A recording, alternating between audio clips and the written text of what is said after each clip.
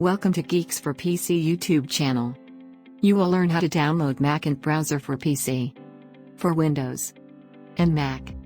So, without any delay, let's get into the tutorial. Step 1. Type Geeks for PC on Google and click search. Got some results? Find geeksforpc.com. Click on the link and you will be directed to our official website.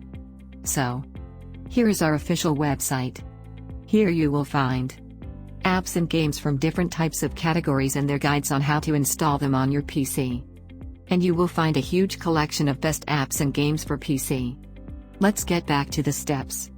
Now going to Step 2. Look for the search box.